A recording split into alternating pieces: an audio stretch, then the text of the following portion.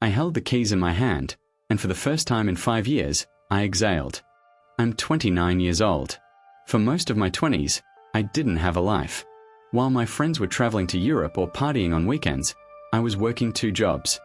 I ate instant noodles, drove a car with a taped-up bumper, and lived in a studio apartment the size of a showbox. I did all of this with one goal in mind: buying my own home. My younger brother, Kyle, 26M, took a different path. Kyle is the definition of a golden child. He has never held a job for longer than 3 months. If he gets fired, it's because the boss was jealous of him. If he quits, it's because the work was beneath him. He still lives with my parents, pays 0 rent, and spends his days playing video games and smoking weed in the basement. My parents have enabled this behavior for his entire life.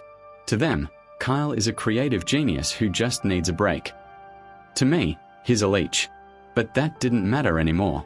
Last Friday, I closed on a beautiful, 4-bedroom Victorian house. It needs a little work, but it has good bones, a massive backyard, and most importantly, it is mine. My name is on the deed. Nobody else's. I spent the weekend moving my few boxes in.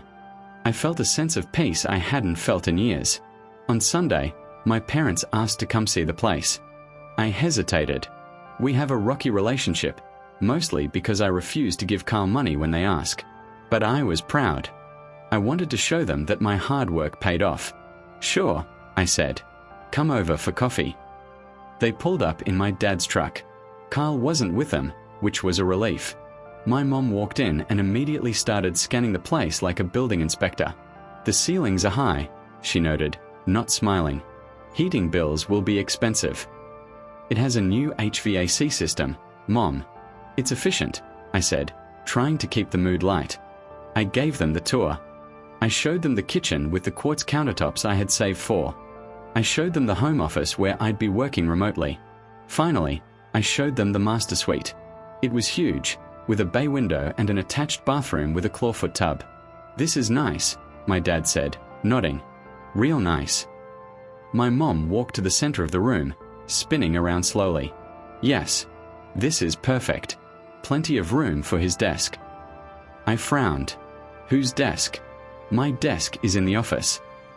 My mom looked at me like I was being dense. Kyle's desk, obviously. He needs space for his gaming setup if he's going to start streaming professionally. The light in here is great for cameras. I laughed. A dry, confused chuckle. Mom, what are you talking about? Kyle lives in your basement. My parents exchanged a look. It was that look, the conspiratorial glance they give each other right before they try to gaslight me. Well, that's what we needed to talk to you about, my dad said, putting a heavy hand on my shoulder. Your mother and I are getting older. We want to downsize. And frankly, Kyle needs a change of scenery.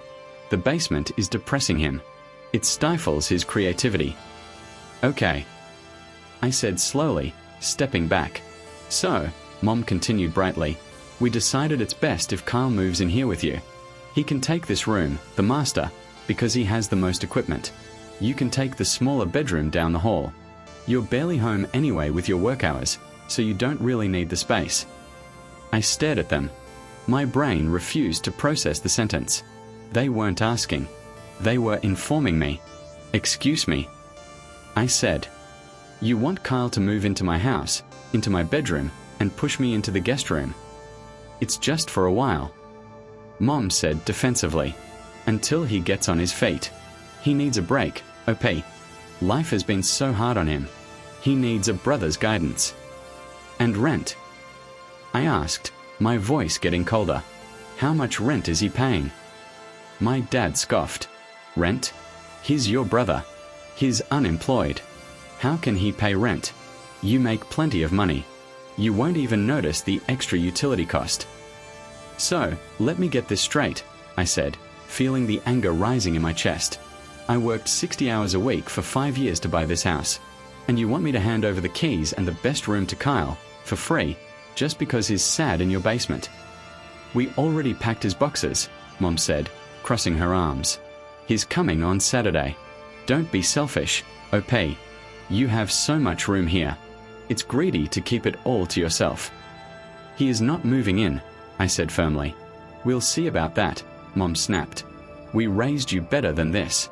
Family helps family. They walked out, acting like the conversation was over and they had won. They didn't realize that the doormat they used to wipe their feet on had been replaced by a homeowner who knew how to change the locks. The week leading up to Saturday was a barrage of psychological warfare. My phone didn't stop buzzing. Mom, Kyle is so excited. He bought new blackout curtains for the master suite. Dad, make sure you clear out the garage so I can park my truck when I visit. Kyle, bro, what's the Wi-Fi password? I need it for the setup. I replied to every single message with the same sentence. Kyle is not moving in. If you show up, I will not open the door. They ignored me. They treated my no like a toddler's tantrum. Cute, annoying, but ultimately irrelevant. They were the parents. They made the rules. They forgot that in my house, I am the only authority. On Friday night, I couldn't find my spare key. I usually keep a spare set on a hook inside the kitchen cabinet. I searched everywhere, thinking I had misplaced it during the move. I felt a pit in my stomach, but I told myself I probably packed it in a random box. I had to work a half day on Saturday. I work in IT, and we had a server migration. I left the house at 7 a.m. I locked the deadbolt. I checked the windows. I felt secure. I drove home around 1 p.m. As I turned onto my street, my heart stopped. My dad's pickup truck was backed right up to my front porch.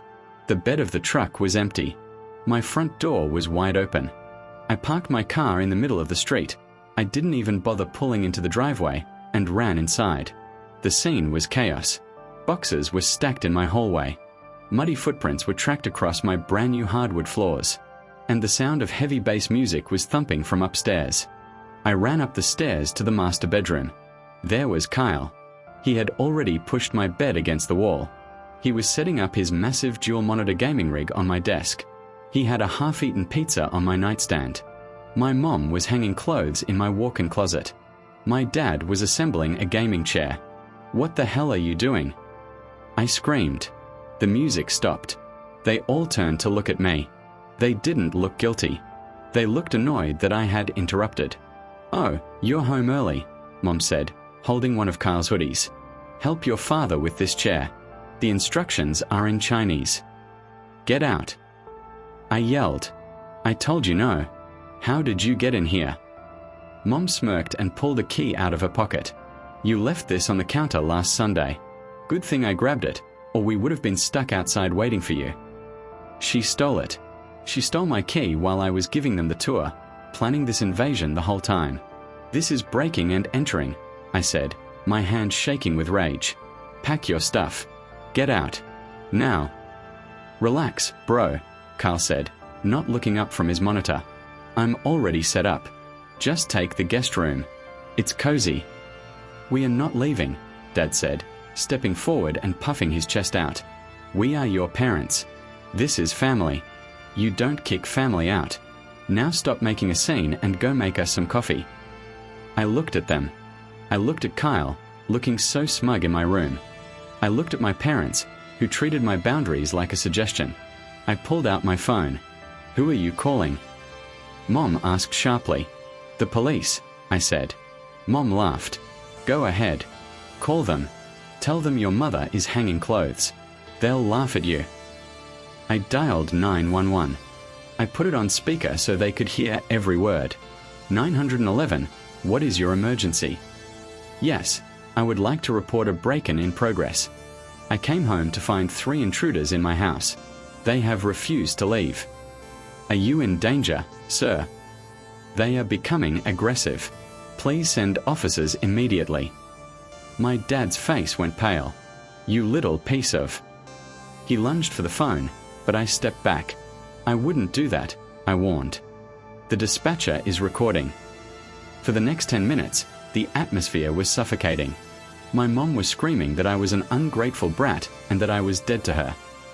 Kyle was frantically trying to unplug his computer, finally realizing this was real. Dad just paced back and forth, muttering threats. When the 2 police officers arrived, the front door was still open. They walked in, hands on their belts. What seems to be the problem here? The older officer asked. These people broke into my home, I said calmly. I own this property. I want them removed and trespassed. He's my son." Mom shrieked. "We are just helping his brother move in." The officer looked at me. "Sir, did you invite them to live here?" "No," I said. "I explicitly told them in writing not to come. They stole a key and entered while I was at work. I want them gone." The officer turned to my parents. "Folks, if the homeowner says you have to leave, you have to leave. Since you haven't established residency, no mail, no lease, you are trespassing. You need to pack up and go. Now." "This is ridiculous," Dad shouted, "after everything we did for him." "Sir," the officer said, stepping closer to my dad, "you can leave voluntarily, or you can leave in handcuffs. Your choice." It took them an hour to load everything back into the truck. The neighbors were watching from their lawns. Kyle was crying because he scratched his monitor in the rush. My mom was sobbing theatrically on the lawn. As they got into the truck, the officer handed me a piece of paper. "I've issued a criminal trespass warning. If they step foot on this property again, we arrest them on sight." I watched them drive away. My house was a mess. My floor was dirty. My key was back in my hand. But the silence was beautiful. The moment the police cruiser disappeared around the corner, I didn't sit down to cry. I didn't call a friend to vent. I went into crisis management mode. My first call was to a 24-hour locksmith. "I need every exterior lock rekeyed. Emergency service. Now." My second call was to a security company. By Monday afternoon, my house was Fort Knox. I had cameras on the porch, the driveway, and the backyard. I had motion sensors on the windows. If a squirrel sneezed near my front door, I got a notification on my phone. It was an expensive weekend, but the peace of mind was priceless. The digital siege. While I was securing my physical perimeter, my phone was under a digital siege. Since I hadn't blocked them yet, I needed evidence for what I was about to do next. The messages poured in like toxic sludge. "Mom, 3:42 p.m. I hope you're happy. Your father is having chest pains. If he has a heart attack, it is murder and I will tell the police. Mom, 4 p.m. Kyle is crying in his room. You broke his spirit. You are a monster. Dad, 5:15 p.m. You are written out of the will. Don't expect a dime when we die." I laughed at that one. Their estate consisted of a house they had mortgaged 3 times to pay for Kyle's mistakes and a truck that was falling apart. Being written out of their will was like being banned from the Titanic after it hit the iceberg. Then came the flying monkeys. My Aunt Susan, my cousins, even a random neighbor from my childhood home messaged me on Facebook. The story my parents had spun was impressive. Apparently, I had invited Kyle to live with me, then had a mental breakdown and attacked them when they arrived. I didn't reply to any of them. I didn't defend myself. I just took screenshots. Hundreds of them. The legal hammer. 2 days later, I went to the courthouse. I filed for a permanent restraining order against all 3 of them. I had the police report for the trespassing. I had the admission of theft, Mom admitting she stole the key. I had the text messages threatening to come back and teach me a lesson. The judge granted the temporary order immediately. When the sheriff served them the papers, I watched the footage on my Ring camera, which catches sound perfectly from the street. My dad threw the papers on the ground. He can't do this. We are his parents. The sheriff just shrugged.